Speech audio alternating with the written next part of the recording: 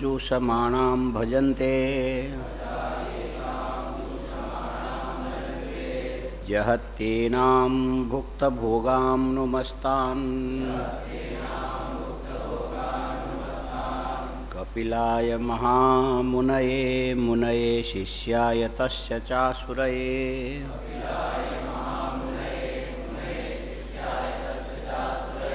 पंचशिखाय तथेश्वर कृष्णाय ते नमस्यामः।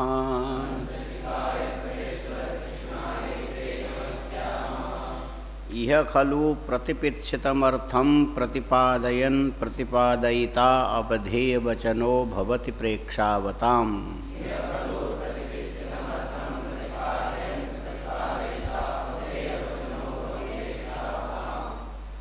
अप्रतिपिच्छितं तु प्रतिपादयन्नायं लौकिको नापि परीक्षक इति प्रेक्षावद्भिः उन्मत्तवत् उपेक्षेत।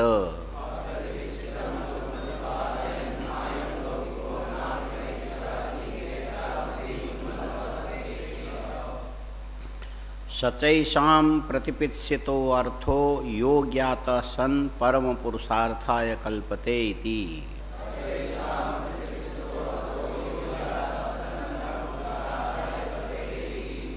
प्रारीप्सित शास्त्र विषय ज्ञानस्य परम पुरुषार्थ साधन हेतुत्वात् तद्विषय जिज्ञासाम् अवतारयति दुःखत्रयाभिघातात् इति।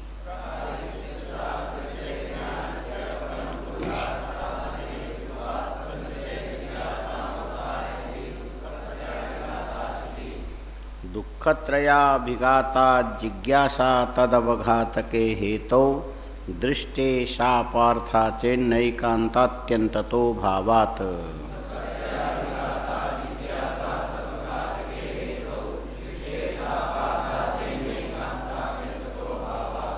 एवं हि शास्त्र विषयो न जिज्ञासेत यदि दुःखं नाम जगति न स्यात्।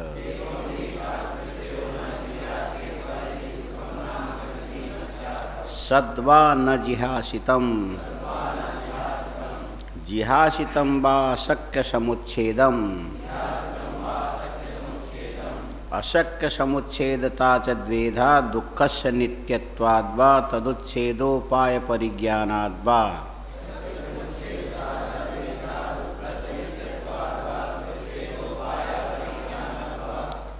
शक्य समुच्छेदत्वेपि च शास्त्र विषयस्य ज्ञानस्य अनुपायत्वाद्वा सुकरस्योपायान्तरस्य सद्भावाद्वा।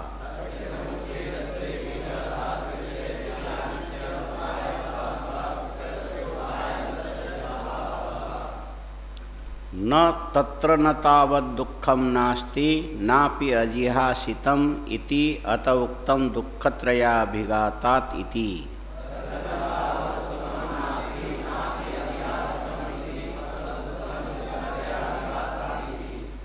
दुःखानां त्रयं दुःखत्रयं तत्खलु आध्यात्मिकम् आदिभौतिकम् आदिदैविकं च।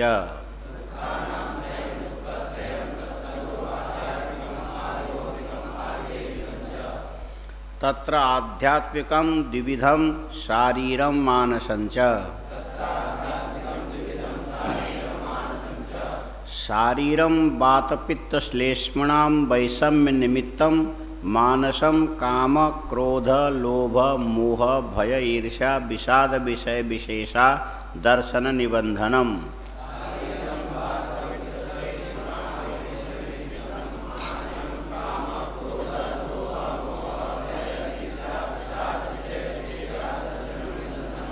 सर्वं च एतत् आन्तरोपाय साध्यत्वात् आध्यात्मिकम्।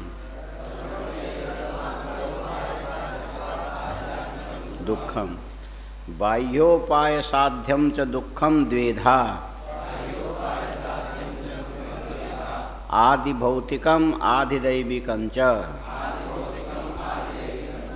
तत्रादिभौतिकं मानुष पशु सरीसृप स्थावर निमित्तम्।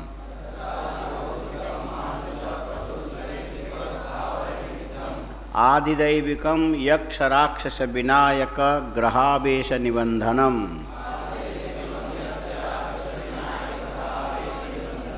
तदेतत् प्रत्यात्म वेदनीयं दुःखं रजः परिणाम भेदो न शक्यते प्रत्याख्यातुम्।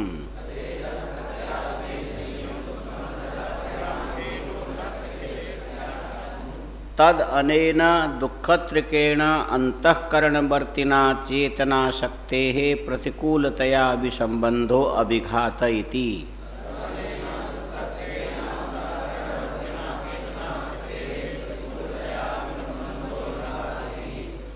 एतावता प्रतिकूल वेदनीयत्वं जिहासा हेतुरुक्तः।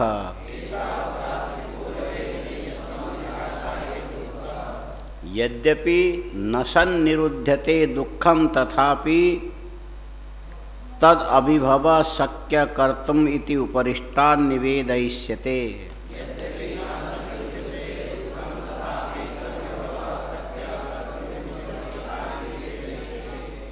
तस्माद् उपपन्नं तद अवघातके हेतौ इति।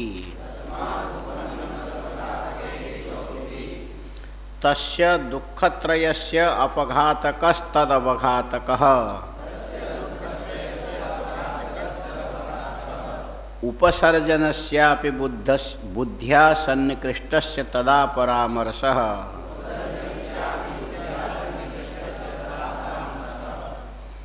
ये उपसर्जनस्यापि इसका अर्थ हो गया था, क्या हुआ था?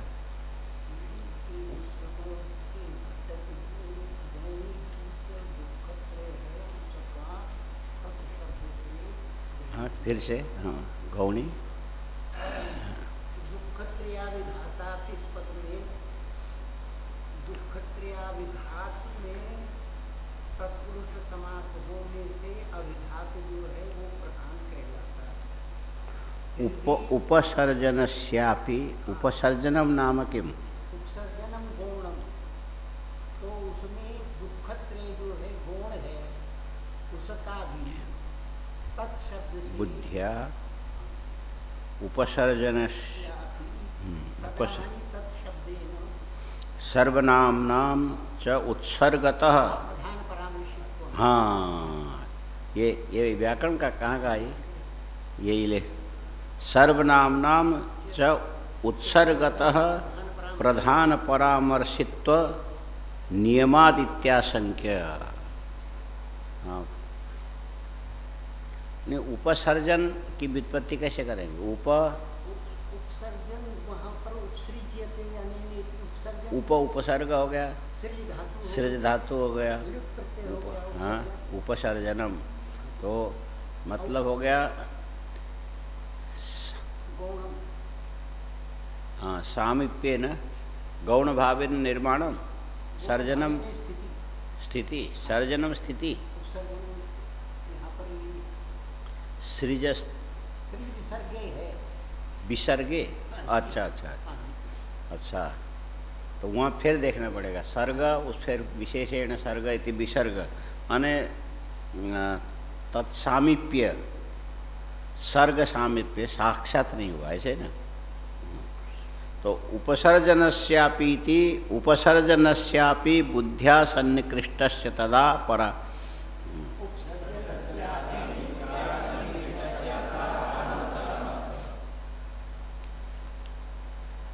इसको ऐसा करना चाहिए। एक बात तो है कि सर्जनम सृष्टि अर्थ कर सकते हैं, है ना, और उपसर्जनम सृष्टि समीपम इत्यर्थ, है ना। कालापेक्षया वर्तमान अपेक्षया भविष्य क्रियमाणम इति। वर्तमान समीपे, अभी तो हुआ नहीं है लेकिन निकट भविष्य में ये काम होने वाला है, और निकट भविष्य में ये काम होने वाला है उसको वर्तमानवत प्रयोग किया जा रहा है। वर्तमानवत प्रयोग इसीलिए किया जा रहा है। तस्य दुःखत्रयस्य अपघातकस्तदवघातक, माने तस्य शब्द से सांख्य शास्त्र विचारस्य, जो विचार अभी हुआ नहीं, जो विचार अभी वर्तमान समीप में होने वाला है, तो इस प्रकार उपसर्जन रूप जो सांख्य विचार विवेक है उसको भी बुद्ध्या सन्निकृष्टतया तदा परामर्श बना नहीं है, लेकिन बनाने से पहले जो बुद्धि में प्लान बन जाता है ना, तो बुद्धिस्त प्लान योजना को सामने रख करके जो अभी सामने नहीं आया उसको भी सामने आया जैसा प्रयोग किया, यही अर्थ करेंगे उपसर्जन। हाँ हाँ में हाँ मत मिला ना, सही है कि नहीं? हाँ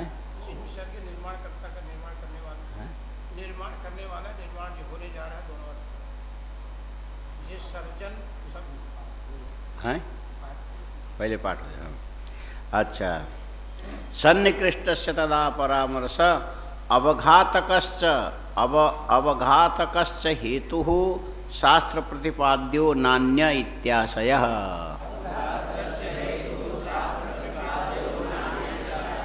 अत्र आशंकते दृष्टे सा पार्था चेत इति अयमर्थः अस्तु दुःखत्रयं जिहासितं च तद् भवतु। मिला देना, इसको दोबारा करते हैं। जिहासितं च तद् भवतु, भवतु च तत्सख्यहानं, सहतां च शास्त्रगम्य उपायस्तदुच्छेत्तुं तथापि यत्र प्रेक्षावतां न युक्ता जिज्ञासा।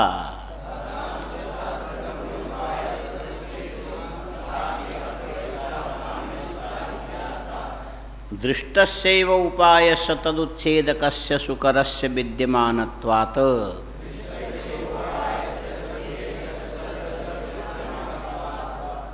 तथा च लौकिकानाम् आभाणकः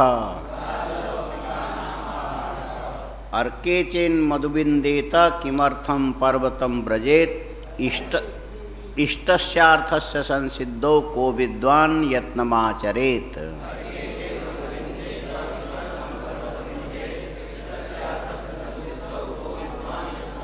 इति सन्ति च उपायाः शतशः शारीर दुःख प्रतिकार ईषत्करा विषजाम्बरैरुपदिष्टाः।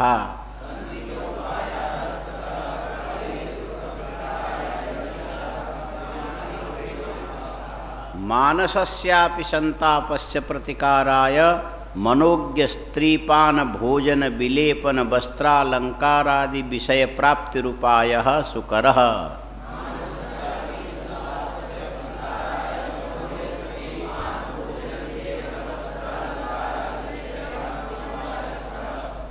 एवं आदि भौतिकस्य दुःखस्य नीतिशास्त्राभ्यास कुशलता निरत्यय स्थान अध्यासनादि प्रतिकार हेतु ईषत्करः।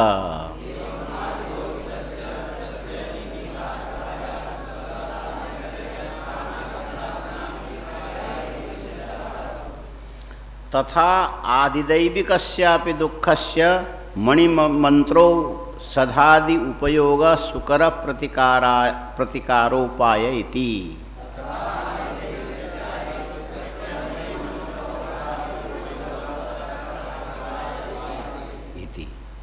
अच्छा, ये हो गया था, होना है।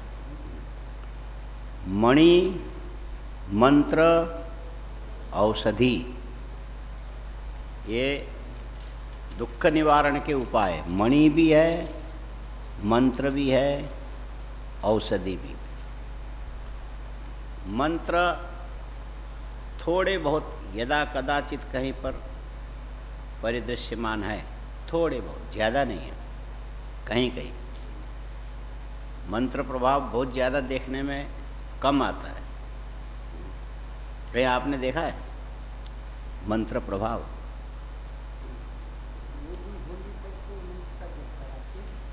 वो अब मंत्र के जप से ठीक हुए या ठीक हो गया ये कहना थोड़ा। मंत्र का तत्काल प्रभाव कहीं देखा गया?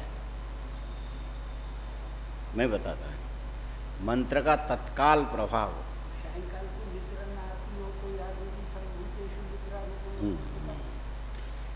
मंत्र का ये ये हम लोग प्रयोग करेंगे, खुद मानेंगे। ये जो मंत्र का तत्काल जो प्रभाव है ना, ये है तो अपने यहाँ भी बहुत सारे हैं, सिद्ध किया हुआ नहीं है, इसलिए प्रयोग में आ नहीं रहा है। इसके अपेक्षा ये जो बुद्धिस्ट है ना, उनके पास ऐसे सिद्ध मंत्र बहुत है, वो प्रयोग देखने में आता है, एकदम तत्काल देखने में आता है। जैसे ये हमारा देखा हुआ भी है। जैसे जंगल में, गांव में लोग रहते हैं ना, एक को किसी ने सांप से काटा और गिर गया, मृत्युकल्प हो गया, मतलब मरा तो नहीं, श्वासें चल रही लेकिन होश आवाज। इतने में कोई बुद्धिस्ट है, उसको लामा बोलते, लामा। लामा माने साधु होता है। उनके जो, ये तो तिब्बत पे जाके इसने विकास किया ना, इसीलिए जिस समय कब 72 में या 75 में जो उसमें इलाहाबाद में एक विश्व हिंदू सम्मेलन हुआ था, जिसमें दलाई लामा भी आए थे, तो उसने ये बात बोली थी कि भगवान बुद्ध इस भारतीय महाद्वीप में उत्पन्न हुए, कपिलवस्तु में हुए ना, और उन्होंने बनारस में ज्ञान प्राप्त किया। इसके बाद सब जगह उन्होंने इसका प्रचार प्रसार किया। तो उनके द्वारा निर्दिष्ट धर्म को हम लोग तिब्बत ले गए और वहाँ ले जा कर के हमने इसको विकास किया। अच्छा, अब वो उस समय तो हम लोग सन 72 के बाद 75 कब कहा, ये 73 या जो एक बहुत कुंभ भी था उसी समय बहुत बड़ा रखा गया था कार्यक्रम। तो उस समय दलाई लामा स्वस्थ थे। अच्छा, ये जो बुद्ध धर्म को तिब्बत में ले जा कर के इन्होंने विकास किया, तो विकास किया का मतलब क्या विकास किया? ज़्यादा करके दार्शनिक क्षेत्र में तो सर्वाधिक नागार्जुन, और बौद्ध धर्म में नागार्जुन ने बहुत कुछ किया, और भी कई बड़े बड़े विद्वान हैं। वहाँ जो विकास हुआ वो मंत्र सिद्धि रूप विकास हुआ। वहाँ अभी भी इस ढंग के लोग हैं। तो वो जो सांप ने काटा वो मरण कल्प हो गया, तो कोई लामा आया तो उसने देखा, तो उसने जमीन से एक पत्थर का टुकड़ा उठाया, तो करके 2 मिनट लगाया होगा, आधा मिनट, यूँ फेंका, वो पत्थर का टुकड़ा दिखाया सबको, कुछ नहीं, ऐसे जो है वही पकड़ा। वो कहाँ गिरा किसी को पता नहीं लगा। थोड़ी देर में जिस सांप ने उसको काटा था वो सांप आया, उसने कहा तुम लोग दूर हो जाओ, और जहाँ काटा था उस जगह उसने मुंह लगा करके चूसना शुरू किया, खून सही। तो अच्छा, अब वो बोलता है कि सांप जो उसको चूस रहा है, तुम देखना उसके सिर के ऊपर ये पत्थर चिपका हुआ जो हमने फेंका, जो ऐसे उठाया फेंका और उसके सिर पर चिपका हुआ दिखाई देता। बोले ये जो सांप का काटा हुआ बेहोश व्यक्ति है, पूरा जहर ये खींच लेगा, जब तक पूरा नहीं खींचेगा तब तक इसके सिर में से वो पत्थर हटेगा नहीं, जब तक नहीं हटेगा तब तक वो भी जिंदा नहीं रह सकता आगे। इसलिए अपने जीवन की रक्षा के लिए ये पूरा जहर खींचेगा। करते करते उसके सिर से पत्थर निकला, सांप निकल गया उधर, उसने आंखें खोली, थोड़ी देर में उठ के बैठ गया। इसको बोलते हैं मंत्र, है ना। यानी मंत्र इस ढंग से ठीक है, या बाकी तो महामृत्युंजय भी है और या देवी सर्व निद्रा वो सब भी है अपनी जगह, ठीक है, लेकिन ये आस्था प्रधान और परिणाम कालांतर में या जन्मांतर में देखा जाएगा। कई कहानी के तौर पर प्रेमचंद जी देखा मंत्र कहानी, उस कहानी में भी दिखाया है कि पर ये तो हमारा देखा हुआ है, ये तो प्रत्यक्ष देखा। उनके पास वो पुस्तकें कई बार, तो अब हम तो फिर निकल पड़े तो उधर गए नहीं ना। उनके पास जो है ना ताल, ये इसको भोजपत्र में लिखा हुआ पुस्तकों के इतने बड़े बड़े सबके पास होता है उसको, तो सबके विभाग होते हैं अलग अलग, इससे ये होगा, इससे ये होगा, इससे ये होगा। सावन के महीने में, माघ के महीने में वो लोग वो जो चावल को पका के घी में मल करके उसको फिर आकार बना के उसके ऊपर दीप जला के उसके सामने बैठ के उसकी सिद्धि करते हैं।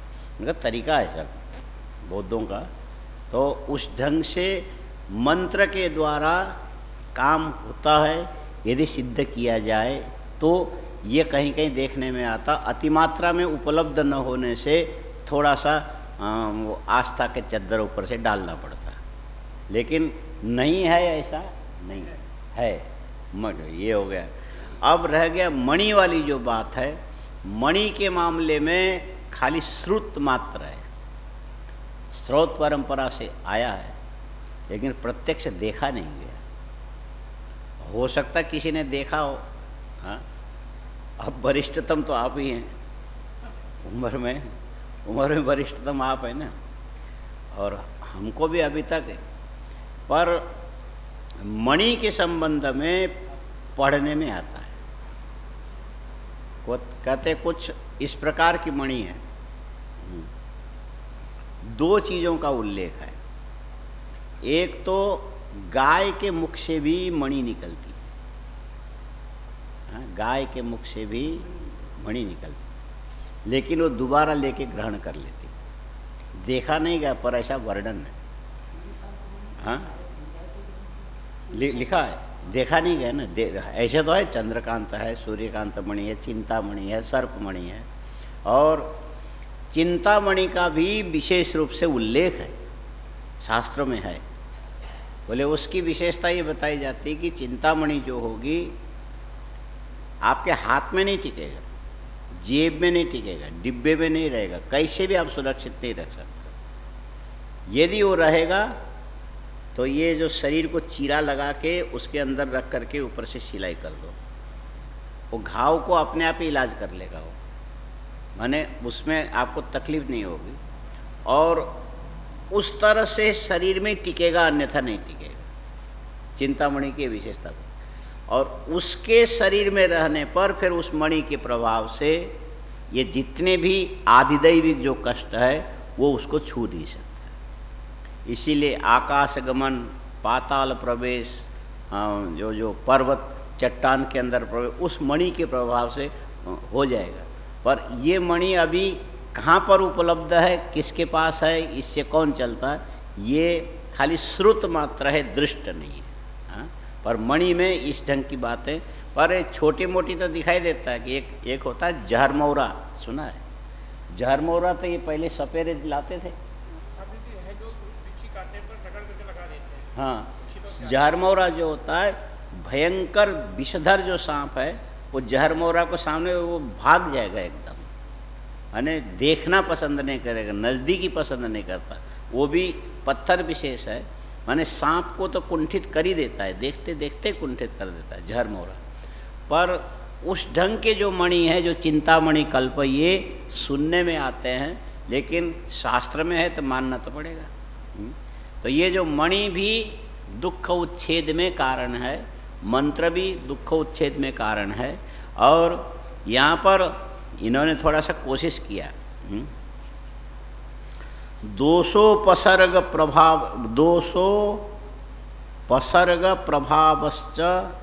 प्रभवाश्च ये ते नोपद्रवास्तम समभिद्रवंती गुणै समुख्यै सकले रूपेतम यह पद्मरागम प्रयतो बिभर्ति।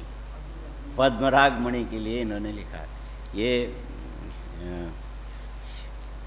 शिव कुमार इनका नाम है क्या? हाँ? शिवदत्त शास्त्री, शिव नारायण शास्त्री, इन्होंने कहाँ से उठाया ये? तो ये लिखा कि ये पद्मराग मणि की ये विशेषता, दोषोपसर्ग प्रभवाश्च ये ते नोपद्रवास्तम समभिद्रवंती। माने कई प्रकार के, जैसे जो बीमारी है आजकल, ये दोष है, उपसर्ग है, ये जो महामारी को उपसर्ग भी बोलते हैं, इनका जो प्रभाव पद्मराग मणि के सन्निधि में नहीं आएगा। इसका मतलब पद्मराग मणि का ये विशेष प्रभाव है सब। प्रयतो विभर्ति, और आगे ये तो मंत्रों में तो ये आया, वासुदेवो जगन्नाथ पूतना तर्जनो हरि रक्षति त्वरितम बालम मुंच मुंच कुमारकम कृष्ण रक्ष शिशुम शंख मधुकैटवमर्दन प्रातः संगम मध्याह्ने सायाह्ने सुतसंध्ययो महानिशि सदा रक्ष कंसारिष्ट निषूदन यद्गोरज पिशाचांश्च ग्रहान् मातृग्रहानपि बालग्रहान् विशेषेण छिंदि छिंदि महाभयान त्राहि त्राहि हरे नित्यम तद्रक्षा भूषितम शिशुम इति भस्माभि मंत्रैव भूषयेत् तेन भस्मना। माने भस्म को लेकर के ऐसे मंत्रित करके उसको ललाट में कई जगह जगह पर बताया, उससे भूषयेत्। और इसके साथ बोले लगाते समय ये भी प्रयोग कर सकते, त्र्यंबकम यजामहे सुगंधिम। इस ढंग से मंत्र के द्वारा बालक ग्रह को से बच्चे को सुरक्षित रखा जा सकता है। मणिमंत्र हो गया। और औषधि तो सर्वजन सिद्ध है, इसकी तो व्याख्या की जरूरत है ही नहीं, क्योंकि अभी तो लोगों में से किसी को खांसी है? हाँ, अच्छा वहीं खांसते हैं, खांस के और थूकते तो नहीं है। हाँ? कल डॉक्टर विशाल को बोल के जो खांसते हैं, कफ निकलता है, उनको एक तो जो अजिथ्रोल 500 करके भेजा है शायद, हाँ, एक आज देना, जिस समय दिया कल भी उससे थोड़ा पहले देना, और परसों भी देना, 3 दिन। अब आजकल उसको 5 दिन देते हैं, वो देना। और साथ में ये जो ये भी कल यहाँ भी होगा शायद, डॉक्टर ला के रखा होगा, क्लोरोक्विन, हाइड्रोक्सिल क्लोरोक्विन है ना। हाँ, मैं ये इसमें जो सुपरीक्षित है, सब लोग मानते हैं कि दवाई में यही काम आ रहा है। एक तो अजिथ्रोल 500 और क्लोरोक्विन, तो वो उससे रोग हो चाहे ना हो, लेकिन नियंत्रित इससे होगा। होगा तो होगा, नहीं होगा तो अभी तो जवान लड़के कोई नुकसान नहीं होगा। और 3 गोली अजिथ्रोल भी नुकसान नहीं करेगा, और सुबह शाम क्लोरोक्विन के एक लेंगे, हाँ मलेरिया वाले, उससे भी ज़्यादा नुकसान नहीं होगा। इसीलिए उससे ये बंद हो जाएगा। लेकिन जो खांसता है उसको गर्म पानी ज़रूर पिलाना। पानी, गर्म पानी, जैसे चाय पीते हैं ना, ऐसे गर्म पानी लेके तो प्यास, उससे 3-4 बार पीने के बाद फिर ठंडे पानी पीने की इच्छा होगी, लेकिन जल्दी ना पिए, गर्म ही ले, तो वो फिर ठीक हो जाएगा। तो औषधि से तो सब होता ही है। हाँ, हल्दी है काम का, और इस पर हमने सोचा था शीतोपलादी नहीं काम कर रहा है। शीतोपलादी हमने प्रयोग करके देखा, उसने काम नहीं किया। हाँ, लेकिन ये चीज़ काम करती है। तो औषधि तो अपनी जगह है ही। मणिमंत्रोषध उपयोग सुकर प्रतिकाराय इति, माने आदिदैविक जो दुख है उसके प्रतिकार के लिए मणि भी कारण है, मंत्र भी कारण है, औषधादि उपयोग भी कारण है। मणि के अंतर्गत जो आजकल जो ज्योतिष लोग दे रहे हैं यंत्र पहनने का, ये भी मणि में आ जाएगा। मणि के अंदर आता है वो भी। हीरा, ये तो ग्रहकृत मणि है वो। माणिक्य, हीरा, मोती, नीलम, ये जब सब अलग अलग ग्रह के लिए अलग अलग है, तो उसका भी असर ज्योतिषी के हिसाब से मैंने न होता तो इसका प्रयोग नहीं करते। जो हम इसीलिए बोल रहे हैं कि मणि तो है ही अपने आप में। अब कुछ नहीं तो ऐसे मणि यदि मिले तो हाथ में धारण करके रखो। कभी कोई उपाय नहीं मिला तो उसको बेच करके रोटी तो खा सकते हो बेकार तो नहीं है, संग्रह करने से काम का है। तो मणि ऐसे भी तो काम करता है। उसके वो जिस ग्रह का जो मणि है ना, उस ग्रह का प्रकाश उस मणि के द्वारा उसके शरीर में ज़्यादा प्रभाव संपन्न होकर के अंदर जाता है, इसीलिए धारण करो। मैंने उसे तत्त में उसमें। अब वो गुरु का जो गुरु के क्या है, पुखराज, तो उसको इसमें धारण करते हैं। और ऐसे जो हाथ देखने वाले, तो गुरु का स्थान यही बोलते हैं ना। हाँ, क्या कौन सा? हाँ, ये तर्जनी मूल, गुरु का जो है तर्जनी मूल को गुरु का, और इसको देख के निश्चय करते हैं कि इसका गुरु कमजोर। और ये जो मध्यमा जो मूल है ये शनि का, और हाँ, चलो अब इसको जाने दो। तो ऐसा करके वो जो ग्रह के जो प्रकाश है ना, वो अमुक अमुक स्थान में काम नहीं होता तो शास्त्र थोड़ी बनता। लेकिन ये सब सर्वतोभावेन निवृत्ति करने वाला नहीं है, ईशत कर है। शुकर प्रतिकारोपाय इति निराकरोति, माने इतने से दुख उच्छेद होवे ये कोई जरूरी नहीं है। अब आगे का लिखो, निराकरोति, ये पीछे शंका ग्रंथ हो गया, कहाँ तक? इसमें फिर प्रतिकारोपाय इति जहाँ पूरा होता है वहीं समाप्त करके एक लाइन छोड़ करके थोड़ा हट करके फिर लिखना शुरू करो उत्तर ग्रंथ। ये शंका ग्रंथ हो गया, आगे आएगा समाधान ग्रंथ। इति शंका, यहाँ तक जो इति आया ना, प्रतिकारोपाय इति लिखा हुआ है ना, नहीं लिखा? हाँ, प्रतिकारोपाय। उसके बाद एक लाइन छोड़ करके जहाँ पर उससे थोड़ा सा, कल बताया था ना, थोड़ा लाइन इधर बाईं ओर जगह छोड़ करके फिर लिखना। ये समाधान ग्रंथ है। यहाँ तक पूर्व पक्ष हो गया और इसके आगे समाधान हो। निराकरोति न इति, न ये कहाँ से आया? ये न में वो दिया होगा, न जो है ना दोनों ओर उद्धरण चिन्ह के द्वारा घिरा हुआ है न। ये न कहीं से लिया गया, उद्धरण समझते हो? उद्धरण माने किसी और जगह लिखा गया है, वहाँ से निकाल करके यहाँ रख लिया, उसको दिखाने के लिए एक न केवल है और उसको इधर से भी गोल कर दिया, इधर से भी ऐसा कर दिया, तो उसको उद्धरण चिन्ह। वो उद्धरण चिन्ह जानते हो? सभी लोग जानते हो? हाँ, उद्धरण चिन्ह। तू बता, तू जानता है उद्धरण चिन्ह क्या होता है? इधर आ।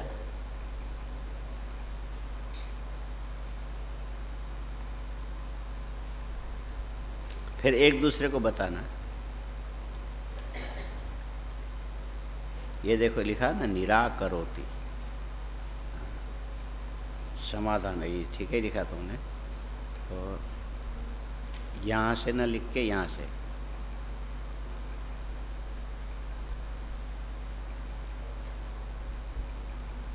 निराकरोति। अब इसमें ये है उद्धरण चिन्ह, ये न,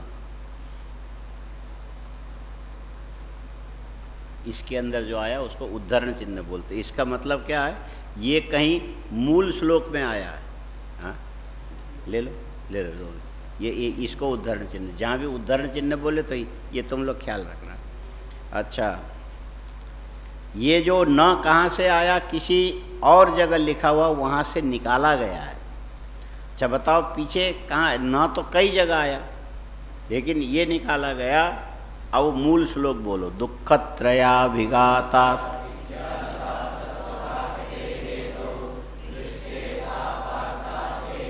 चेत, है ना, चेत।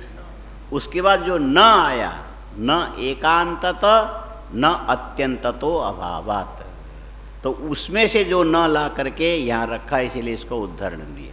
माने ये यहाँ की संपत्ति नहीं है, ये कहीं से ला करके रखा गया, अब उसकी यहाँ आगे समाधान में मिला रहे हैं।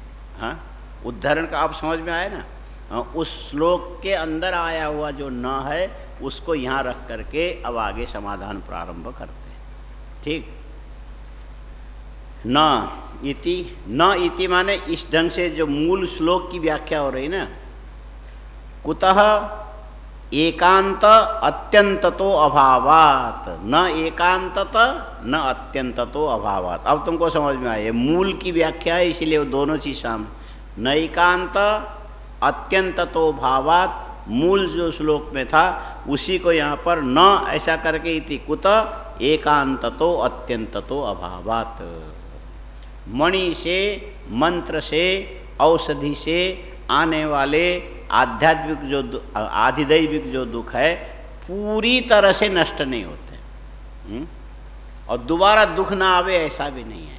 एक बार सांप ने काटा, कोई मंत्रवेत्ता आ गया और जहर को उसने निकाल दिया, वो जिंदा हो गया। दूसरी बार सांप काटे और उसके बाद जहर न चढ़े, ऐसा नहीं हो सकता। चढ़ेगा, फिर वही मंत्रवेत्ता को बुलाना पड़ेगा, और उसके आने में देर होगा तो मर भी सकता है, कोई ज़रूरी नहीं है। माने एकांतता माने पूरी तरह से दुख निवृत्ति मणि से भी नहीं होगा, औषधि से भी नहीं होगा, और मंत्र से भी नहीं होगा। थोड़ा मिल होगा, कुछ होगा। माने सर्व निद्राम भगवतीम विष्णु, उससे ठीक है, एक रात नींद आएगी, उसके दूसरी रात फिर पाठ करिए, तीसरी फिर करिए, फिर करिए, जब सोना हो तब उसको पाठ करो। और फिर बीमारी होगी, फिर महामृत्युंजय 1.25 लाख जप करो। 1.25 लाख जप करा के दक्षिण से दे दिवा के 30, 35, 40 हज़ार करीब का खर्चा तो आ ही जाएगा। और बार बार इतना खर्चा करके कितने रोग मिटाएंगे? आत्यंतिक दुख निवृत्ति तो नहीं हुई ना, खर्चा साध्य हो गया। माने मंत्र में भी शक्ति है, मणि में भी शक्ति है, औषधि में भी शक्ति है, लेकिन मणि मंत्र औषधि के द्वारा जो दुख निवृत्ति होगी वो सदा के लिए नहीं होगी, पूरी तरह से नहीं होगी, दुख तो बना ही रहेगा। एक बार निवृत्त हो गया फिर आ जाएगा, एक बार निवृत्त हो गया। इसीलिए तो भोजन औषधि है। भोजन क्या है? और भूख बीमारी है। भूख क्या है? बीमारी है। यदि औषधि नहीं खाओगे भोजन तो मर जाओगे। भूख बीमारी है, भोजन औषधि है। लेकिन ऐसी औषधि नहीं कि एक दिन खाओगे तो तुम जीवन भर बिना खाए रह सकते हो, ऐसा नहीं है। ये भूख तात्कालिक भूख रूपी बीमारी की निवृत्ति भोजन रूपी औषधि से होगा, लेकिन दूसरे दिन फिर खाना पड़ेगा, तीसरे दिन फिर खाना पड़ेगा, टाइम से खाना पड़ेगा। नहीं खाओ तो मर जाओगे। हाँ, उसी को भूखमरी बोलते हैं क्या? हाँ, इसीलिए भिक्षौषधम भुज्यताम, भिक्षा, भोजन को भिक्षा बोलते हैं। ब्राह्मण और सन्यासियों के लिए भोजन शब्द को भिक्षा शब्द से बोला जाता है। ये जो भूख रूपी बीमारी को निवृत्त करने के लिए भिक्षा माने भोजन रूपी औषधि को ग्रहण करना चाहिए, जो तुम्हारा जीवन चलता रहे। लेकिन ये औषधि सदा के लिए भूख की निवृत्ति नहीं करेगी। ये निवृत्ति तो तब होगी जब तुम मुक्त हो जाओगे। वहाँ कोई दुख दोबारा आने वाला नहीं है, सदा के लिए निवृत्ति। इसीलिए इस शास्त्र की आवश्यकता है। हाँ? न एकांततो न अत्यंततो, वहाँ न एक ही होगा, उसको 2 बार प्रयोग करना पड़ेगा। न एकांततो मणिमंत्र औषधादिवी आदिदैविकम दुखम सर्वथा निवर्त्यते। हाँ, सर्वथा न निवर्त, और पुनः न आयाति इत्यपि न वक्तुम शक्यते। अत्यंत तो अभावात्, माने ऐसा निवृत्त हो जाए, ऐसा हो जाए कि दोबारा ना आवे, ये नहीं कहा जा सकता। इसीलिए मोक्ष ही ऐसा है कि न स पुनरावर्तते न स पुनरावर्तते इति परम पुरुषार्थ। माने एक बार मुक्त हो गए तो ये जो दुख दोबारा फिर आकर के तुमको बंधन में डाल करके फिर परेशान करे, ऐसा नहीं। वो तो अंतिम मुक्ति है, मोक्ष के बाद फिर कुछ नहीं। इसीलिए बहुत से लोग जल्दी मुक्त भी नहीं होना चाहते। बहुत अच्छे बड़े बड़े विद्वान कितने शास्त्र चिंतन करते हैं, आधा से ज़्यादा ब्रह्मसूत्र भामती राम सेवक झा जी को कंठस्थ था। दुबले पतले हवा में उड़ने वाले पंडित जी आधा से ज़्यादा कंठस्थ था। जब खड़े होकर के सूर्य को अर्घ्य देते थे, यहाँ की सारी हड्डियाँ गिनी जा सकती थी, पेट अंदर चिपका, माने उनके शरीर में क्या है। और वो मैथिली भाषा जैसो जैसो पूरा भामती कंठस्थ था। तो अब इतने बड़े विद्वान साधारण नहीं है, विचित्र व्यक्ति थे वो, पर क्या करेंगे, वो तंबाकू खाने की आदत थी। तंबाकू खाने की आदत थी। तो ये उदासीन में पढ़ाते थे, पहले उदासीन विद्यालय में पढ़ाते थे हम लोग। एक बार हमने कहा, गुरुजी आप भाष्य के ऊपर वाचस्पति मिश्र ने इतना विचार किया, उनका शरीर छूट गया, तो मुक्त हो गए। जैसो जैसो स्वामी जी बिल्कुल मुक्त हो गए। आप सही बोल रहे हो, वो तो मुक्त हो ही चुके हैं। अरे आप नहीं जानते हैं। मैंने कहा क्या? वो सुरेश्वराचार्य को उस समय भाष्य पर लिखने का उन्होंने इजाज़त नहीं दिया, इसीलिए दोबारा इसी वासना से वाचस्पति मिश्र बन करके उत्पन्न होके भामती लिख करके गए, और वो अब मुक्त हो गए। कहा अच्छा, अब उस भामती को इस ढंग से आपने चिंतन किया, इतना आपने अध्ययन किया, तो आप भी तो मुक्त हो जाओगे। बोले मैं मुक्त तो हो जाऊंगा, लेकिन जल्दी नहीं होना चाहता। बोले क्यों? ये मुझे तंबाकू खाने की आदत है ना, मोक्ष में तो ये मिलेगा नहीं। ये भी तो इसका शौक तो कम से कम पूरा कर लें। ये भी एक चीज नहीं, कहाँ से कहाँ आ गए। इसको क्या, इसको कौन सा साहित्य का कौन सा रस मानना चाहिए? हाँ हाँ, इतने बड़े मोक्ष के उच्च शिखर से बोले जल्दी क्यों नहीं होना चाहते? बोले तम्बाकू छूट जाएगा वहाँ। हाँ, तो ऐसे कौतूहल से हास्य रस बनता है। हाँ, कितने नौ रस भी कहीं से आप लोग ऐसे तो साहित्य, हाँ साहित्य दर्पण में किसमें है? क्रमशः है 9 प्रकार के रस हैं। रस कितने प्रकार के? 9 प्रकार के रस है। रस माने ऐसा मत समझो ना गन्ने का रस, अनार का रस, ऐसा नहीं। हाँ, रसो नामा आनंद। रस माने आनंद। इसीलिए कुछ कुछ भाषाओं के अंदर जो शब्द संस्कृत में वैसा का वैसे भाषा में प्रयोग करते हैं। इसीलिए गुजराती लोग बोलते हैं, हाँ सरस मजानो थई गया, सरस रसेन सहितम सरसम। वो जैसा का वैसे प्रयोग, माने जिसके द्वारा तुम्हें आनंद की अनुभूति होवे वो वस्तु सरस है। हाँ, रसो वही रसो ही एवायम लब्धा आनंदी भवती करके जहाँ उपनिषद में वर्णन किया, उसको लोग आनंद को रस के रूप में ही प्रयोग करते हैं। और उसके वैषयिक रस में कितने 9 रस, 9 प्रकार से रस निष्पत्ति बुद्धि में होती है। साहित्य अध्ययन करने का मुख्य लक्ष्य तो यही है ना। साहित्य क्यों पढ़ते हैं? काव्य रचना क्यों करते हैं? तो उसके लक्षण है काव्यम यशसे। लिखना हो तो कोई और जगह लिख लो, इसके साथ तो मेल नहीं खाए। काव्यम यशसे, यशसे में दोनों सतालव्य है। काव्यम यशसे, यशसे लिखा, थोड़ा दूर हट के लिखना, यशसे अर्थकृते, यशसे उसके बाद थोड़ा दूर हट के यह अर्थकृते। काव्यम यशसे अर्थकृते। हाँ, काव्यम यशसे अर्थकृते। व्यवहार विदे, हाँ व्यवहार विदे,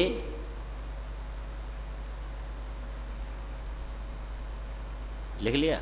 व्यवहार विदे शिवेतर क्षतये, शिव इतर रक्षत, शिवेतर क्षतये, रक्षतये, वहाँ पर वो र डबल होना चाहिए कि क्या है वो देखना पड़ेगा।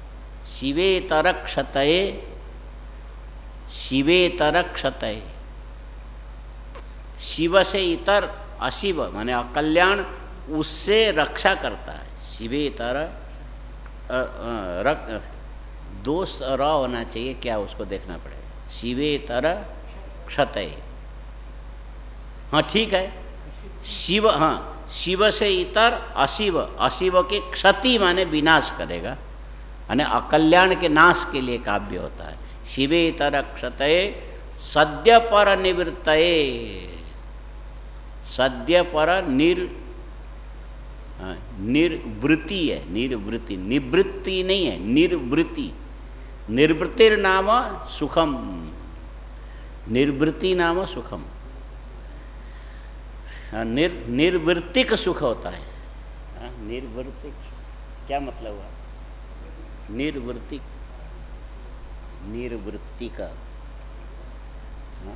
निर्वृत्ति नहीं समझ, लिखा नहीं, निर्वृत्त, सद्य पर निवृत्तये, निवृत्तये लिखो, नी वी आगे रेफ ऊपर चला जाएगा त के ऊपर, निवृत्तये, निवृत्तये, सद्य पर निवृत्तये, कांता संविततया उपदेश युजे। कांता संविततया उपदेश युजे।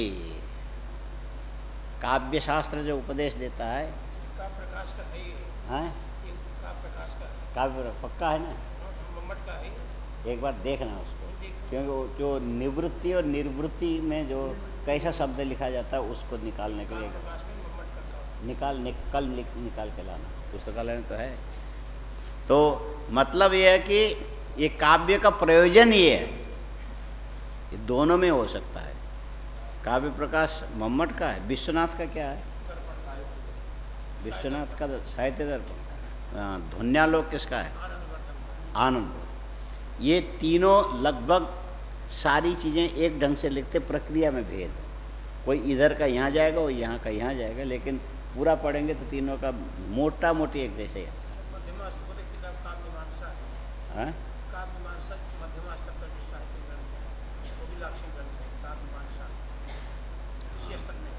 पर ये खोज के निकालना तो क्या है, इसके लक्ष्य क्या क्या है। श्लोक तो इतने ही है।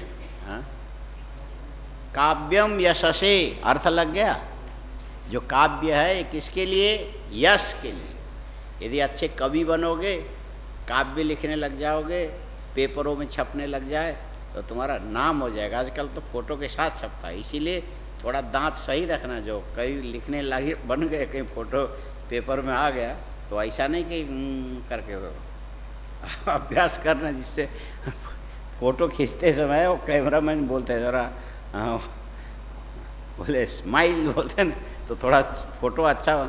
तुम भले कैसे भी हो, लेकिन फ़ोटो में तो अच्छा ही होना चाहिए ना। हाँ, नहीं होता, फोटो में अच्छा होना चाहिए। एक नापासर में एक गोवर्धन करके कोठारी, गोवर्धन कोठारी, हम लोग जाते थे तो वो सब आश्रम की व्यवस्था करते। एक बार वो बम्बई से कोई आए थे, वो सिनेमा में जो फिल्म वितरण करते हैं ना, तो उस ऑफिस पे वो काम करते थे। तो वो हमसे पुराना संबंध था, आए नापासर। इनको पता लगा ये तो सिनेमा में काम करते हैं। एक दिन आके बोलते हैं, हीरा जी, उनका नाम हीरा था, हीरा जी हमने सुना आप फिल्म इंडस्ट्री में काम करते हैं। हाँ हाँ करता तो हूँ। आप एक काम करना, पूरे नापासर गांव में हमारे कुल खानदान बहुत बड़ा है, सब लोग हमसे बड़ा प्रेम रखते हैं, मिलते जुलते हैं, लेकिन मेरा रंग काला है, चेहरा जरा काला है। आप हमको ऐसा फ़ोटो डेवलप करके भेजो मेरा, जो मेरे मरने के बाद लोगों को मैं काला था ऐसा पता न लगे, गोरा लगे। तो फिर वो हमारे पास हंसते हुए आए, बोले आपका कोठारी मज़ेदार है। बोले क्या बोलते थे? वो कहते कि ऐसा फ़ोटो बनाओ जो मैं काला होने पर भी मेरे मरने के बाद मेरे बच्चे ये समझे कि मैं गोरा था।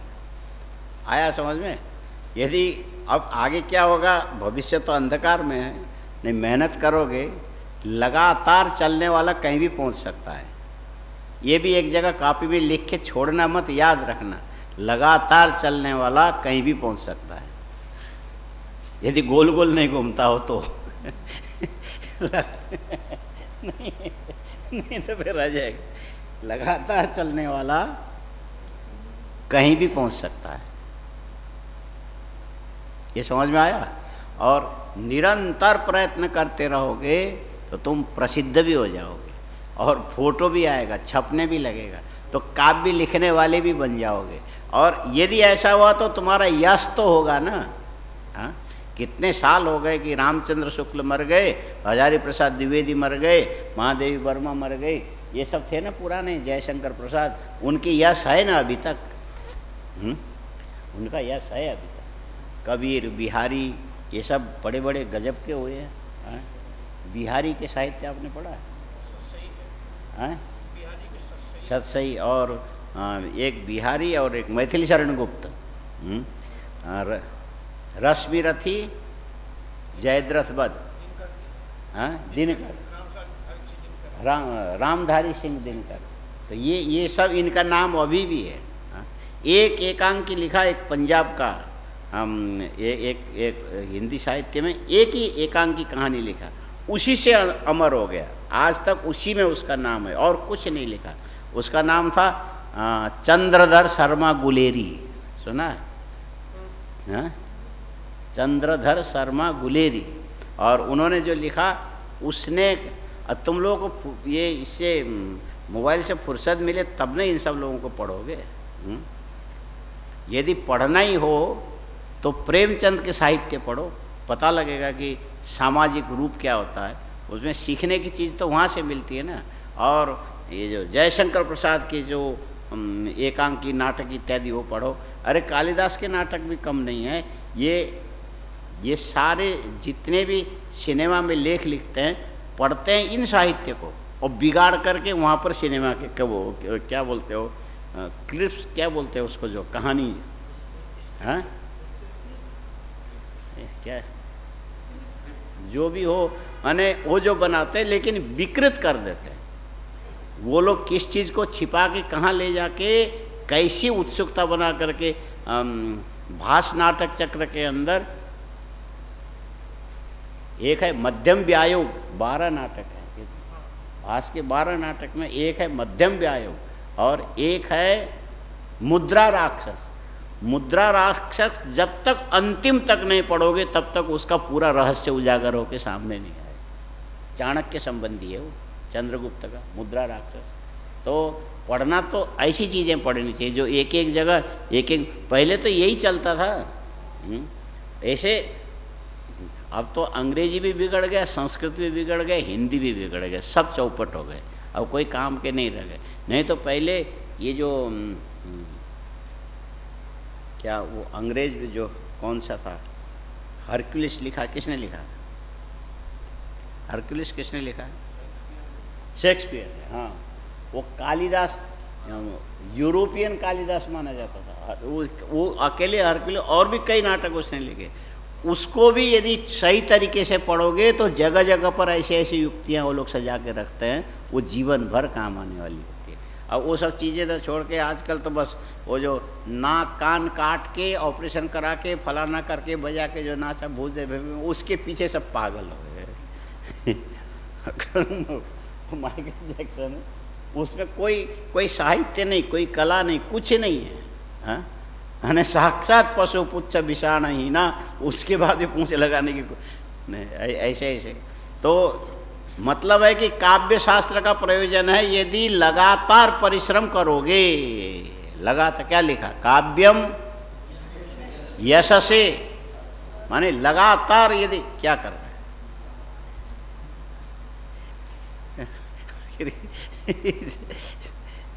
ऐसे करने पर वो सूर्य प्रकाश जी बोला करते थे, तुम अभी डंगर हो। सूर्य प्रकाश जी अपने अध्यापक थे, बड़े अच्छे थे, भाषा उनकी हरियाणा की थी। ऐसे जो व्यर्थ चेष्टा करे न, देख के तुम डंगर रह गए। डंगर माने जानवर होता है, अभी तुम आदमी बने नहीं हो। ठीक है, कोशिश करो, करते रहना। तो लगातार परिश्रम करोगे तो एक दिन साहित्य तुम्हें यश प्रदान करेगा, यश से। और लगातार लिखते पढ़ते रहोगे तो ये तुम्हें अर्थ प्रदान भी करेगा। खाली लिख करके पैसे कमाने वाले भी बहुत हैं। हाँ, अर्थ कहते, कितने ऐसे उपन्यासकार हो गए, अरबोपति बन गए, जिनकी पुस्तकें चल पड़ी तो चल पड़ी। ऐसा नहीं कि ये तुमको भूखा मारेगा, सरस्वती का काम है। यशसे अर्थकृते, हाँ, काव्यम यशसे अर्थकृते व्यवहार विदे। निरंतर यदि शास्त्र का अध्ययन करते रहोगे तो व्यवहार में भी तुम्हारा जैसा कोई नहीं होगा। नहीं करोगे तो भी तुम्हारा जैसा कोई नहीं होगा। नहीं, यदि कभी अध्ययन नहीं करोगे, बोलो कभी नहीं करोगे तो भी तुम्हारा जैसा दुनिया में कोई नहीं होगा। सबसे महा क्या बोलते हैं, बोले ये अपने वशिष्ठ त्रिपाठी जो है, तुम बड़े मूर्ख हो, महामूर्ख हो, मूर्खादि राज हो। तो हम लोग कहते हैं उसके बाद भी लोकोत्तर तो हम हो ही गए ना। मूर्ख भी होना चाहिए तो छोटा मोटा नहीं होना चाहिए, बड़ा होना चाहिए। हाँ, मूर्खादि राज, अरे राजा तो बन ही गए, और क्या चाहिए। तो फिर बाद में हंसने लगते थे। तो माने नहीं पढ़ोगे तो भी तुम्हारा जैसा कोई नहीं होगा। बोलो, नहीं पढ़ोगे तो भी तुम्हारा जैसा, माने महामूर्ख रह जाओगे, तुमसे बड़ा मूर्ख। और लगातार मेहनत करोगे तो भी तुम्हारा जैसा कोई नहीं होगा। हाँ, और क्या करना अच्छा तुम जानो, हम नहीं जानते। जो होना वही करो। काव्यम यशसे अर्थकृते व्यवहार विदे, आया समझ में। व्यवहार माने व्यावहारिक ज्ञान भी काव्य शास्त्र के अध्ययन से ही मिलता है। ठीक, हाँ, शिवे तरक्षतये माने अकल्याण से बचाने वाला भी काव्य ही है। अकल्याण से बचाने वाला कौन है? काव्य है। और वो कैसे बचाएगा? रामादिवत वर्तितव्यम न तो रावणादिवत। रावण भी है, राम भी है, दोनों में रकार बराबर है। हाँ? राम में क्या है? रा, और रावण में रावण है। रा तो दोनों में बराबर है, लेकिन रावण के समान आचरण नहीं करना, राम के समान आचरण करना, ये काव्य शास्त्र का अध्ययन करोगे तब मालूम पड़ेगा। और कंस में और कृष्ण में दोनों में क बराबर है कि नहीं है? लेकिन क बराबर होने पर भी आगे तो बराबर नहीं है। हाँ, बोले राम में कृष्ण में कितना अंतर है। ये जो वैष्णव लोग भी लड़ते हैं आपस में, वो कहते हैं हमारे राम बड़े हैं, वो कहते हैं हमारे कृष्ण बड़े हैं। यदि दोनों के बीच में राम कृष्ण दोनों आ जाए, दोनों को एक एक थप्पड़ मार देते हैं। अरे मूर्ख, बड़े छोटे से तुमको क्या लेना? कौन कितना बड़ा, कौन कितना छोटा, तुम्हारा काम तो थोड़े से हो जाएगा। हाँ, एक बकरी बोले कि हम 500 साल पुराने पीपल के पेड़ के पत्ते खाएं, तुम्हारा पेट तो खाली 1 साल पुराने पीपल के पत्ते से भर जाएगा। तुमको 500 साल पुराने की क्या जरूरत? राम बड़े हो चाहे कृष्ण, तुम्हारे कल्याण के लिए तो दोनों ही समर्थ हैं। लेकिन हमारे राम बड़े, हमारे कृष्ण बड़े, हमारे शिव बड़े, मतलब क्या है? इनको बाजार में ले जाके बेचना है। हम सबसे बड़े भगवान के भगत हैं। हाँ? हम सबसे बड़े, ये मार्केटिंग के लिए चाहिए, नहीं तो कोई क्या, दोनों ही भगवान हैं। पर वो कहते हैं हमारे राम सीधे हैं, तुम्हारा कृष्ण तो टेढ़ा है। देखो क लिखते हो, ये क के पेट में टेढ़ा है और नीचे क्री भी टेढ़ा है, और ये जो सा जो आधा लिखते हो वो भी पेट कटा हुआ है, और र भी टेढ़ा ही टेढ़ा है। और राम में देखो खाली, तो वो सामने वाला बोलता है अरे राम में भी पहले जो र लिखोगे उसमें पहले ही गांठ पड़ गया है। र में कैसा है? हाँ, प्रथमा गर्गा से यदि कमी देखने लग जाओ तो सब जगह निकलेगा। चाहे विष्णु देखो, चाहे राम देखो, चाहे कृष्ण देखो, अक्षर टेढ़ा है कि सीधा है, इसको लेकर के कोई व्यक्ति टेढ़ा सीधा होता है क्या? ऐसा तो कुछ है ही नहीं। लेकिन आदमी राम कृष्ण के सन्निधि में जा कर के भी वो बड़ा कि ये बड़ा, इसको लेकर के लड़ने में लगा रहेगा। हाँ? माने यदि कचरे की मक्खी को ले जा करके अमृत के घड़े में डुबा दिया जाए तो अमर नहीं होगी, मर जाएगी, क्योंकि उसकी तो आदत गंदगी देखने का है। तो राम के समीप में जा कर के भी, कृष्ण के समीप में जा कर के भी बड़े छोटे का लड़ाई ले करके वो वहीं के वहीं, ये भगवान की माया है दोनों कौन। तो ये जो काव्य शास्त्र अध्ययन करने से ये पता लगता है कि रामादिवत वर्तितव्यम, माने कृष्ण के समान आचरण कर सको तो करो, राम के समान आचरण कर सको तो करो, रावण के समान मत करना, कंस के समान मत करना। ये ज्ञान कौन देता है? ये सत्शास्त्र के अध्ययन से ये ज्ञान मिलता है। काव्यम यशसे, बोलो काव्यम यशसे अर्थकृते व्यवहार विदे शिवेतरक्षतये सद्य पर निवृत्तये कांता सम्मिततया उपदेश युजे। इसका अर्थ शिवे तरक्षय माने अकल्याण से बचाने वाला काव्य होता है, हाँ? और सद्य पर निवृत्ति माने मोक्ष, हाँ? साक्षात मोक्ष तक भी पहुंचा सकता है यदि सत्शास्त्र का निरंतर अध्ययन करोगे, हाँ? और यदि नहीं भी हुआ, तुम्हारी बुद्धि बिल्कुल बैल की तरह है, हाँ? तुम्हारी बुद्धि बैल कैसा होता है? बैल में तुम में क्या अंतर है, हाँ? बैल में तुम में क्या अंतर है? बोलो, नहीं बताओगे? बैल में तुम में क्या अंतर है? वो 4 पैर से चलता है, तुम 2 पैर से चलते हो, हाँ? इसीलिए वो ज़्यादा बलवान है, तुम कमज़ोर हो, हाँ? बैल 4 पैर से चलता है, वो ज़्यादा बलवान है, तुम कमज़ोर हो, और उसके सिर पर सींग है, कोई गड़बड़ करे तो एक मारेगा तो उसके पेट ही फट जाएगा, लेकिन ऐसे मारने की कोई सींग तुम्हारे पास नहीं है? और मुंह में दांत है, लेकिन एक मुक्के से गिर जाएंगे 3-4, फिर काम लायक जबड़े में कोई कस के यहाँ पड़ गया तो ये इधर चला जाएगा, फिर तुम रो भी नहीं पाओगे, ऐसा हाँ करोगे, हाँ? लेकिन बैल में ऐसा नहीं है, हाँ? वहाँ जाके शुरू मत करना मारामारी, हाँ? जब ये मारामारी में ऐसा होता है, माने मारामारी में पहले बात से करना चाहिए, उसके बाद हाथ से करना चाहिए, उसके बाद कैसे करोगे? पहले बात से, फिर सीधे लात पे नहीं जाना चाहिए, नहीं तो पकड़ के घुमा देगा कोई, इसलिए पहले बात से, हाँ? पहले उसको बोलना, ऐसा मारूंगा तेरी बत्ती सी नीचे गिर जाएगी, तो वो सामने वाला यदि ठीक होगा, उसने नकली दांत लगा के रखा होगा तो निकाल के कह, तू क्या गिरेगा, ये ले मेरी बत्ती से, हाँ? पहले बात से, उसके बाद फिर हाथ से, और उसके बाद फिर बाद में, इससे क्रमशः चलता है। लेकिन ये कर्तव्य कोटि में नहीं है, हाँ? कर्तव्य कोटि में ये नहीं है। और तुमको यदि बैल जैसा बोले तो हम किस अर्थ में तुमको बैल बोले? बैल जो होता है ना, स्वस्थ होता है, तगड़ा होता है, घास खाता है, मस्त रहता है, कोई उसको रोग बीमारी कुछ नहीं है। और तुम खाओगे 4 रोटी, वो खाएगा 3 टोकरी घास खा करके, जुगाली करके, पचा करके, और तुमको तो शौचालय में टाइम लग सकता, करोगे, पता नहीं क्या क्या, वो तो बैठे बैठे 1.5 किलो के 3 थप्पी फट मार देगा, उसके बाद उसके पूंछ के नीचे धोना ही नहीं पड़ेगा। स्वस्थ का यही लक्षण है कि शौच के बाद धोना न पड़े।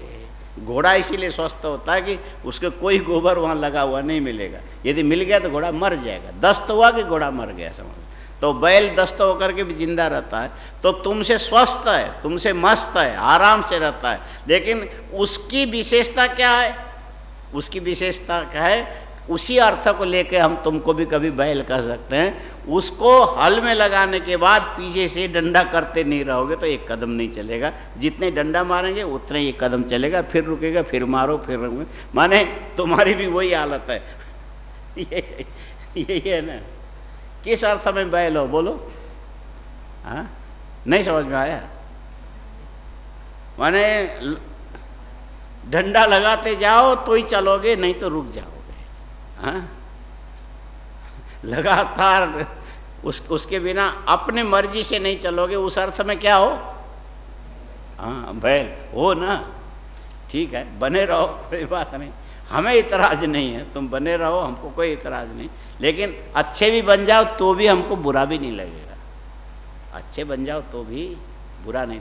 तो काव्यम यशसे बोलो, अर्थकृते व्यवहार विदे शिवेत रक्षतये सद्य पर निवृत्तये, माने मोक्ष भी प्रदान कर सकता है। दूसरा क्या? कांता सम्मिततया उपदेश युजे, जैसे समझाने वालों में दूसरा कोई समझावे इतना जल्दी नहीं समझोगे।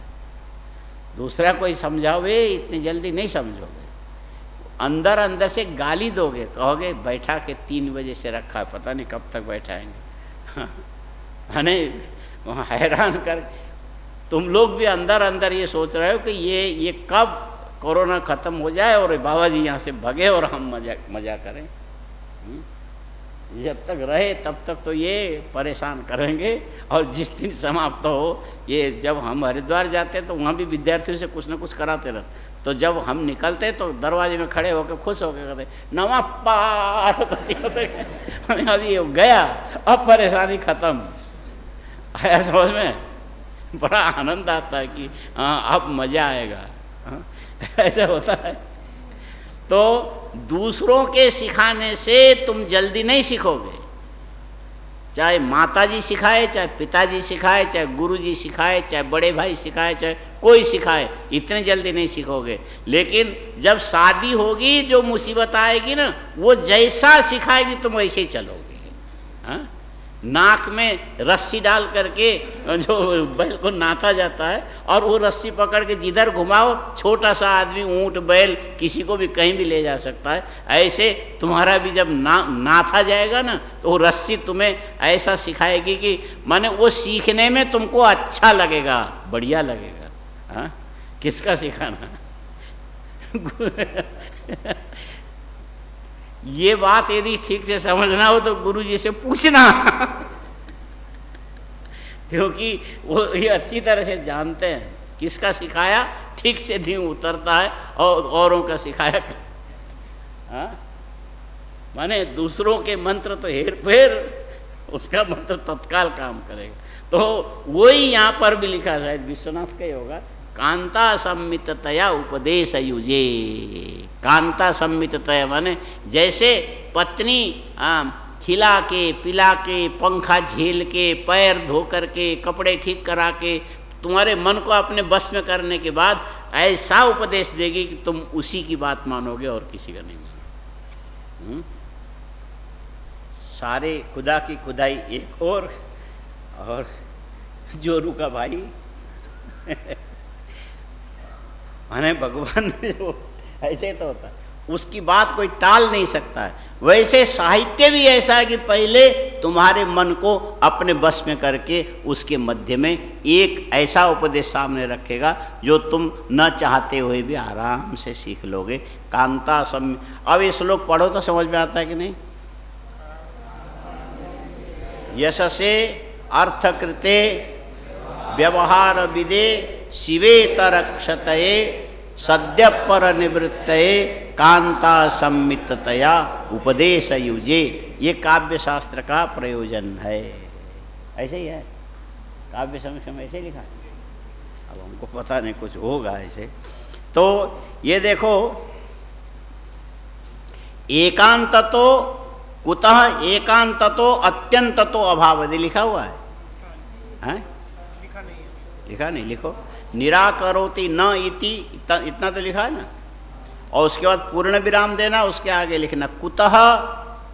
कुतः में वही कुतः लिख करके वही सुनसेव चिन्ह लिखना। कुतः एकांततः अत्यंततो अभावात्। एकांततः अत्यंततो, एकांततः लिखा। लिखने के बाद बोलो अत्यंततो अभावात। लिखा है? सबने नहीं लिखा होगा। अत्यंत हो गया। अब एकांत का अर्थ करो, इसमें दो बिंदु दे करके दो लाइन देना। एकांत, एकांत वो बिसर गए हो, एकांतः लिखो, दो लाइन दे करके दुख निवृत्ते अवश्यम भावः। एकांत शब्द का अर्थ है दुख निवृत्ते है अवश्यम भावः। माने इन साधनों से दुख की निवृत्ति निश्चित होगी, कहा नहीं जा सकता। मणिमंत्र औषधि, मणिमंत्र औषधि आदि जो दुख निवृत्ति का साधन, इसके द्वारा दुख निवृत्ति हो ही जाए ऐसा कहा नहीं जा सकता। हाँ? दुख निवृत्ते अवश्यम भावः न एकांतः, माने दुख निवृत्ति निश्चित होगी ऐसा नहीं, ऊपर न से जोड़ना। और अत्यंत निवृत्त से दुख से पुनः अनुत्पाद एकांततो निवृत्ति। अत्यंत, ये देखो अत्यंतः लिखो, विसर्ग देके फिर दो लाइन देखे, निवृत्तस्य दुखस्य पुनः अनुत्पाद। जो एक बार दुख निवृत्त हो गया, लिख लिया, निवृत्तस्य अत्यंतः निवृत्तस्य दुःखस्य पुनः अनुत्पादः। एक बार निवृत्त हुआ दुख दोबारा नहीं आएगा, ऐसा नहीं कहा जा सकता। तयो एकांत अत्यंतयोर अभाव, तयो एकांत अत्यंतयोर अभाव, माने पूरी तरह से दुख नहीं मिटेगा, मिटने के बाद भी दोबारा उत्पन्न न हो, ऐसा नहीं कहा जा सकता। मणिमंत्र औषधि काम के जरूर हैं, लेकिन दुख को निर्मूल समाप्त करने में ये उपयोगी नहीं है। हाँ, एकांततः माने पूरी तरह से हो ही जाए ये भी निश्चित नहीं, होगा दोबारा उत्पन्न न होगा दुख ये भी नहीं कह सकते। इसीलिए ये उपाय अवान्तर साधारण से उपाय हैं, समग्र दुख को उच्छिन्न नहीं कर सकते। एकांत तो तयो एकांत अत्यंतयोर अभाव लिखा, अभाव लिखा, एकांत अत्यंत तो अभाव इति षष्ठी स्थाने सार्वविभक्तिकस्तसी, सार्वविभक्तिक तसी माने सभी विभक्ति के अर्थ में है ये। प्रथमा से लेकर के एक को छोड़, एक को विभक्ति नहीं मानते ना, किसको नहीं मानते? षष्ठी को। हाँ, कारक करके 6 को लेते हैं। अच्छा, उसमें से एक किसको छोड़ते हैं? षष्ठी को छोड़ के। अच्छा, और विभक्ति सभी होंगे। तो ये जो तसी जो प्रत्यय है, प्रथमा से लेकर के सप्तमी पर्यंत सभी विभक्ति के अर्थ में तसी प्रत्यय होकर के ये शब्द बना एकांत अत्यंत तो। हाँ हाँ हाँ, एकांततः अत्यंततः तसिल प्रत्यय होकर के बना, पूरी तरह से इस अर्थ में। हाँ, पूरी तरह से इस अर्थ में। षष्ठी स्थाने सार्वविभक्तिकस्तसी उल्लेख भी कर दिया उन्होंने। हाँ हाँ, आगे है टीका, टीका में लिखा हुआ। आपने टीका देखा? हाँ, निवृत्तस्य अत्यंततम भविष्य दुख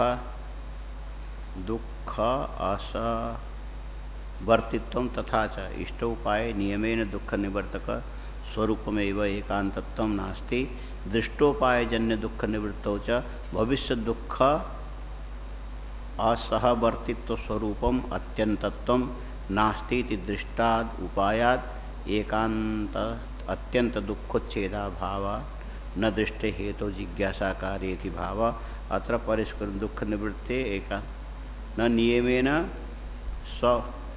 कहाँ पर ये सूत्र किस जगह पर लिखा है? स्वसमानाधिकरण दुखा असमान कालित्वम स्वमोक्ष दशायाम। अच्छा अच्छा, हाँ, यहाँ नीचे षष्ठी स्थान है तत् नात्र तसिल प्रत्यय किंतु आद्यादे आकृति गणत्वात् आद्यादिभ्य उपसंख्यानम। ये आपने देख लिया था पहले? ठीक ठीक, यहाँ जल्दी जल्दी होता है। अद्यादि उपसंख्यानम इत्यनेन षष्ट्यन्तात् तसीरिति भावः। अब ये बीमारी नहीं आई होती तो ये पुस्तक देखने का शायद हम लोगों को मौका न मिलता कभी, है ना? याद है? हाँ, अपकारोपि उपकारो जाए कदा अपकारोपि उपकार। हाँ, उपकार आए थे, उपकार आए थे। हाँ, ये इसको उपकार आए थे। तुम लोग ऐसे हंसे ये लोग ऐसे हंसे। हाँ? बुद्धिमान 3 बार हंसता है, ये भी याद रख लो। बुद्धिमान एक बार बिना समझे दूसरों को देख के हंसता है, और थोड़ी देर में समझ में आता है, फिर असली हंसता है। तीसरी बार इसीलिए हंसता है कि मैं पहली बार जो हंसा था बिना समझे हंसा था, उसको याद करके। ठीक है, तो उसको बुद्धिमान कहना चाहिए, कुछ और कहना चाहिए? हाँ? ये भी ध्यान रखना। बुद्धिमान माने बुद्धिमान नहीं, ये उपलक्षण है। ऐसे शब्द, ऐसी जगह जहाँ बुद्धिमान शब्द का प्रयोग करते हैं, बुद्धि के अर्थ में नहीं है। हाँ? यदि कोई सभ्य व्यक्ति तुमको ये समझाना चाहे कि अरे बृहस्पति का मतलब तुम बृहस्पति नहीं हो गए, ये नहीं सोचना कि तुम एकदम हाँ ऊपरले दर्जे के विद्वान हो गए, वहाँ पर उपलक्षण है। हाँ? हाँ, जैसे विषम भुंक्ष करके शत्रुगृह भोजन निषेधे तात्पर्य, जबकि खाओ ऐसा बोलते हैं। खाओ का मतलब खाना नहीं है, मत खाओ ये अर्थ है। तो ऐसे ही तुमको यदि हम कहें कि तुम बुद्धिमान बृहस्पति, तो बृहस्पति नहीं हो गए, तुम क्या हुए? बुद्धिमान बृहस्पति। अब आगे समझ लेना क्या है। हाँ? इसको जो दूर दूर के शब्द हैं, मुक्तावली में कितना अच्छा प्रयोग किया। अन्यथा सिद्ध, उसमें भी नंबर 1, नंबर 2, नंबर 3, नंबर 4 है। अन्यथा सिद्ध माने मूर्ख होता है, और नंबर वो जो उसमें एक एक करके जो 5वां है सबसे बड़ा अन्यथा सिद्ध। हाँ? पंचमो अन्यथा सिद्ध। हाँ? रासवादिकम, वो ढंग से पढ़ा नहीं होगा, नहीं तो वहाँ था अन्यथा सिद्ध। अन्यथा सिद्ध माने किसी काम का नहीं है वो। हाँ? उसको रासवादी तो कुलाल पितरम यथा, जिसके न रहने पर भी काम चल सकता है। और आदमी को ऐसा होना चाहिए कि जिसके रहने से सब काम हो जाए, तो वो तो बुद्धिमान कहलाएगा ना। तो कोशिश करोगे तो ना हो ऐसा नहीं है, वो बुद्धिमान बन तो सकते हो, लेकिन ठीक है अगर मगर लेकिन काम बिगाड़े। तुम बुद्धिमान हो सकते हो, तुम बुद्धिमान ये भी लिखोगे। हाँ? लिखोगे तो फिर हम देख के बताएंगे, कहोगे। हाँ? पूछेंगे गधे के कितने टांग होते हैं, बोले हम देख के बताएंगे। देखे बिना तुम ये नहीं बता सकते कि 4 टांग होते हैं। हाँ? खाली लिखना इसीलिए चाहिए कि बुद्धि में कोई बात तत्काल में आता है, फिर फिसल जाता है, दूसरी वृत्ति से दब जाती है, उसको खोजने में फिर पन्ने पलटने के। लेकिन यदि पक्का अभ्यास करके लिख करके रखा होगा तो देखते ही दोबारा याद आ जाएगा।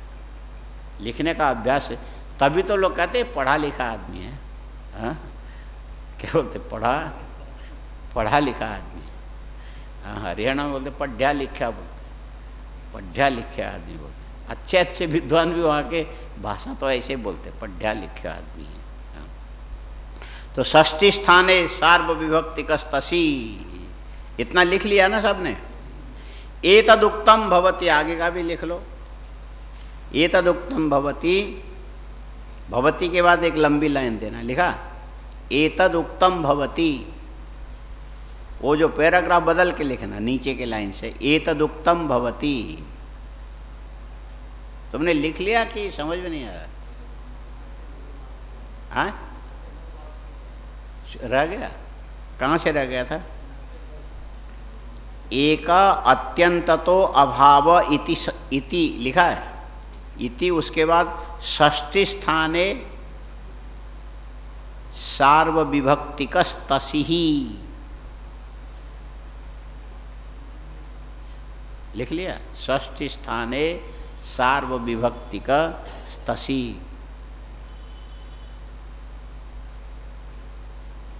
हो गया?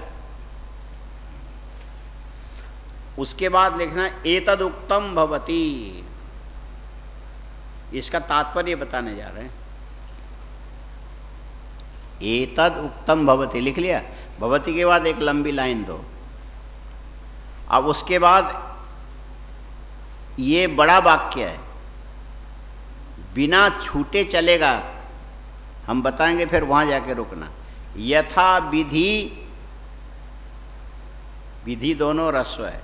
यथा विधि रसायनादिक, रसायनादि करना। कामिनी नीतिशास्त्र लिखा।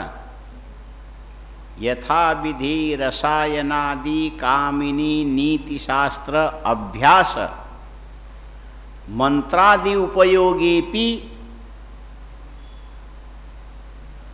फिर से बोलें, यथा विधि रसायनादि कामिनी नीतिशास्त्राभ्यास मंत्राद्युपयोगेपि लिखा। अच्छा, तस्य को पी से थोड़ा छोड़ देना, ये तस्य फिर अलग पद है। तस्य आध्यात्मिकादेर दुःखस्य, ये एक में आएगा। तस्य आध्यात्मिकादेर दुःखस्य, तस्य आध्यात्मिकादेर दुःखस्य, लिख लिया। तस्य आध्यात्मिकादेर दुःखस्य, देहे वहाँ पर विसर्ग है ना, फिर वो रेफ होके ऊपर चला गया। तस्य आध्यात्मिकादेर दुःखस्य निवृत्ते अदर्शनाद अनैकांतिकत्वम। दुःखस्य निवृत्ते अदर्शनाद अनैकांतिकत्वम। अनैकांतिकत्व का है ना ये। यथा विधि रसायनादि कामिनी नीतिशास्त्र अभ्यास मंत्राद्युपयोगेपि तस्य तस्य आध्यात्मिकादेर दुःखस्य निवृत्ते अदर्शनाद अनैकांतिकत्व। ये अनैकांतिकत्व की व्याख्या हो गई। पूरा लिखा, फिर से बोलता हूँ। यथा विधि रसायनादि कामिनी नीतिशास्त्र अभ्यास मंत्राद्युपयोगेपि तस्य तस्य आध्यात्मिकादेर दुःखस्य निवृत्तेरदर्शनाद अनैकांतिकत्वम। पूरा लिख लिया? हाँ, अब बोल सकते हो। एतदुक्तम भवति, बोलो। यथा विधि रसायनादि कामिनी नीतिशास्त्र अभ्यास मंत्राद्युपयोगेपि तस्य तस्य आध्यात्मिकादेर दुःखस्य निवृत्तेरदर्शनाद अनैकांतिकत्वम।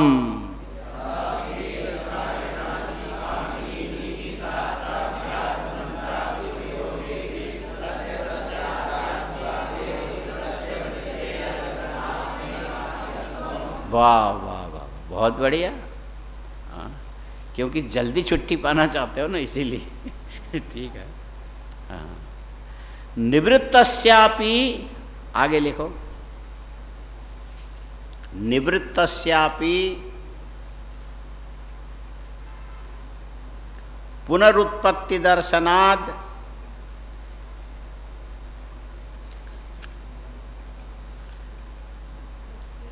निवृत्तस्यापि पुनरुत्पत्ति दर्शना धनात्यंतिकत्वम। फिर से बोले। निवृत्तस्यापि पुनरुत्पत्ति दर्शनाद अनात्यंतिकत्वम।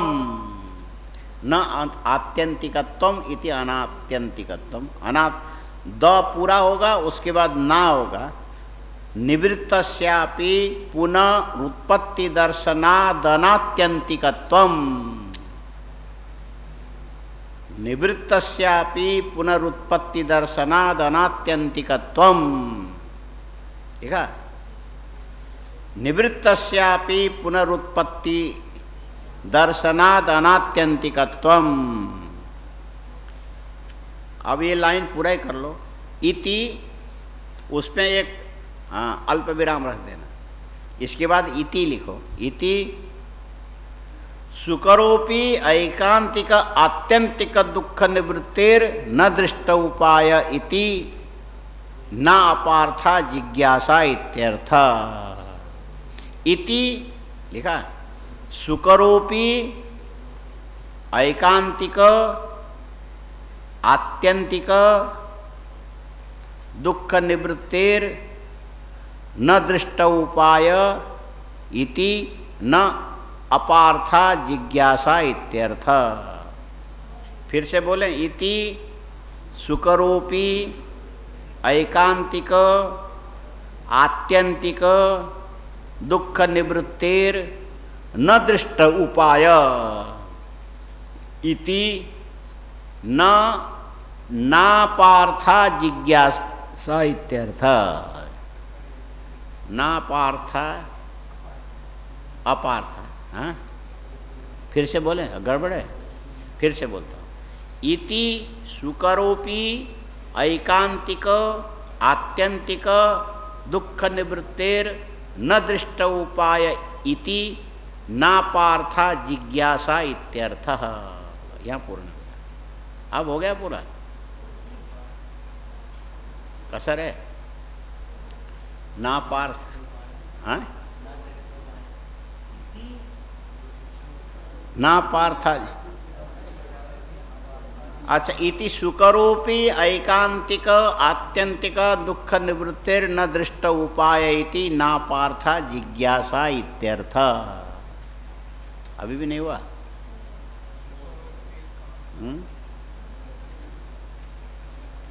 अब यहां से एतदुक्तम भवति को एक ही साथ पूरा करके आना, रुक रुक के नहीं। ये पीछे से लेके प्रथम श्लोक के पूरी व्याख्या का अंतिम ये अर्थ है। इसको बोलते हैं निर्गलितो अर्थ। हाँ? निर्गलितो अर्थ इसको बोलते हैं। एतदुक्तम भवति, बोलो एतदुक्तम भवति यथा विधि रसायनादि कामिनी नीतिशास्त्र अभ्यास मंत्राद्युपयोगेपि तस्य तस्य आध्यात्मिकादेर दुःखस्य निवृत्तिरदर्शनात् अनैकान्तिकत्वम्।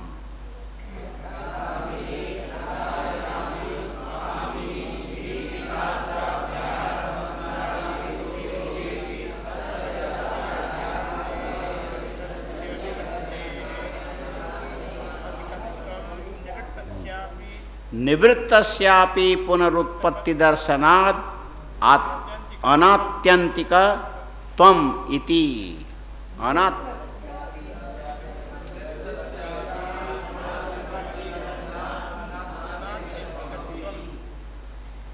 इति सुकरोपे एकांतिक आत्यंतिक दुख निवृत्तिर्न दृष्ट उपाय इति ना पार्था जिज्ञासा इत्यर्थ।